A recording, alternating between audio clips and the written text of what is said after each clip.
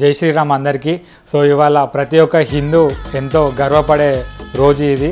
500 సంవత్సరాల నుంచి జరిగే పోరాటంలో ఎంతోమంది వేల మంది ప్రాణత్యాగాలు చేసినా కూడా వాళ్ళకి ఈ అయోధ్యలో రామ మందిర్ చూసే అదృష్టం దక్కలేదు. సో ఇవాళ మనందరికీ అయోధ్యలో ఓపెనింగ్ సెరమనీ, రాముడికి ప్రాణ ప్రతిష్ఠ చూసే అదృష్టం మనందరికీ దక్కింది ఇవాళ. సో ఆ సందర్భంగా ప్రతి ఒక్క హిందూ ఎంతో ఘనంగా సెలబ్రేట్ చేసుకోవాల్సిన రోజు ఇది. సో మనందరికీ రాముడిని చూస్తే ఎంతో ఆనందం కలుగుతుంది. సో ఈరోజు బాలరాముడికి ఓపెనింగ్ సెరమనీ ప్రాణప్రతిష్ఠ జరిగిన సందర్భంగా ఇంట్లో ఇవాళ పులిహోర చేసి కొంతమందికి పంచుదామని డిసైడ్ అయినాం. సో మనం వెళ్ళి పులిహోర ప్రాసెస్ని స్టార్ట్ చేసి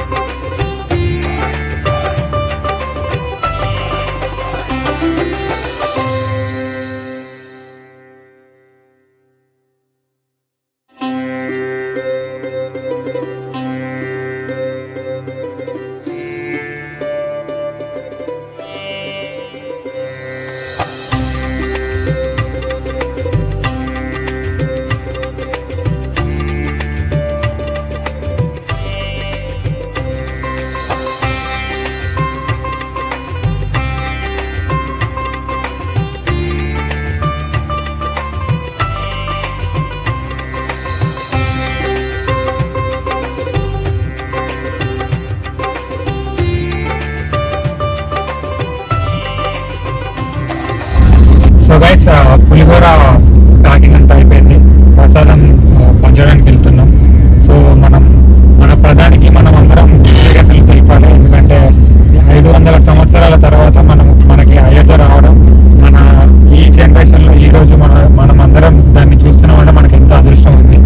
సో మెయిన్లీ ఇంకొక లాయర్స్ గురించి మాట్లాడుకుంటే ఎంతోమంది వాళ్ళ సగ జీవితం మొత్తం ఈ కేసు వాదించడంలోనే ఓడిపోయారు. ఆల్మోస్ట్ ఒక 50-60 ఇయర్స్ వాళ్ళు యుద్ధం చేసి ఎంతోమంది లాయర్స్ ఈ కేసుని గెలవలేకపోయారు. కానీ మన కే పరాశరన్ గారు ఈ కేసుని గెలిచి అయోధ్యలో మనందరికీ రామ మందిరం కట్టడం జరిగింది. సో మనకి మన ప్రధాని మోడీ గారు అండ్ కే పరాశరన్ లాయర్ గారికి మనం అందరం కృతజ్ఞతలు తెలుపుతాం. సో ఇవాళ మనం అందరం ఎంతో ఘనంగా